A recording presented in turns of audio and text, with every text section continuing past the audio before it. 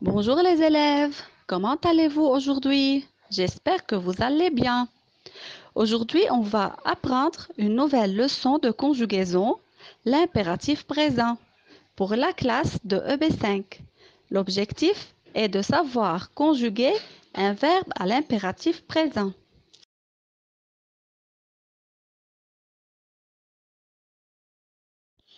Premièrement, on va savoir qu'est-ce que ça veut dire l'impératif. L'impératif, tout d'abord, c'est un mode comme l'indicatif ou l'infinitif. L'impératif, c'est le mode verbal qu'on utilise lorsqu'on donne un ordre ou un conseil à quelqu'un.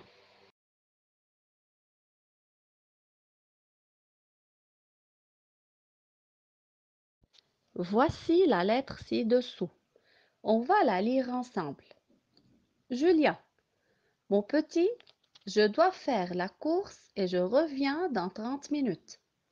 Fais tes devoirs avant de jouer. Mange plutôt un fruit pour ton goûter. Va chez ta grand-mère pour s'amuser un peu. Ta mère. Dans cette lettre, la mère s'adresse à son fils Julien. Regardez un peu les phrases soulignées, puis relevez les verbes.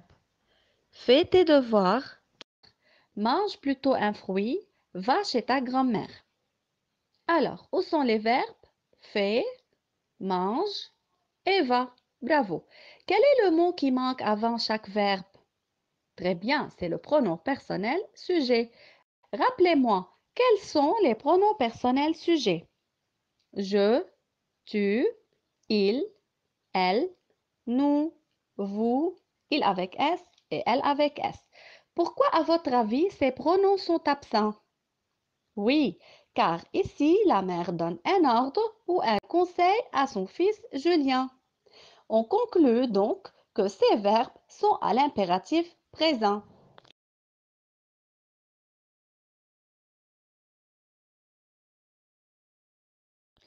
L'impératif présent a plusieurs particularités. La première particularité est que les verbes à l'impératif présent se conjuguent toujours à trois personnes. La deuxième personne du singulier, c'est-à-dire tu, la première personne du pluriel, c'est-à-dire nous, et la deuxième personne du pluriel, c'est-à-dire vous. La deuxième particularité, c'est que ces verbes qui sont à l'impératif présent se conjuguent toujours sans les pronoms personnels, c'est-à-dire les pronoms personnels tu, nous et vous, on ne les écrit pas, ils sont sous-entendus.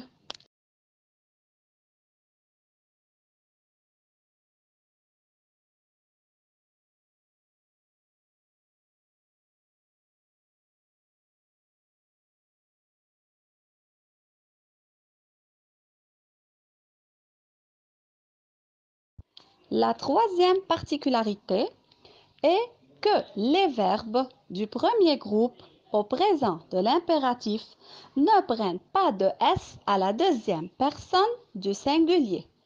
Voici cet exemple. Exemple 1, verbe marcher. Verbe marcher, c'est un verbe du quel groupe? Très bien, c'est un verbe du premier groupe car il se termine par ER.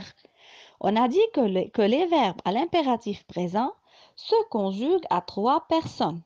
Tu, nous et vous. Mais on ne doit pas les écrire.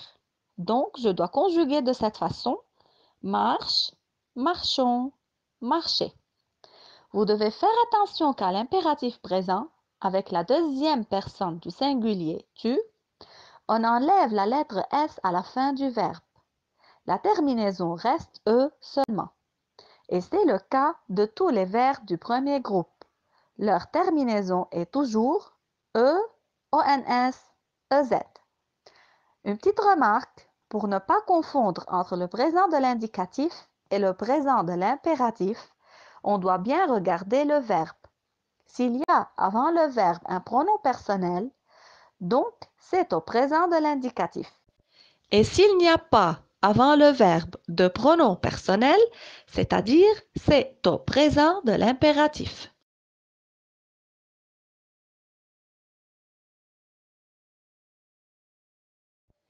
Passons à l'exemple de verbe finir.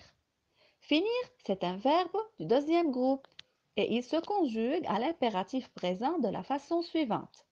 Fini, finissons, finissez. Et la terminaison est is, i2sons, i2sez. Et c'est le cas de tous les verbes du deuxième groupe.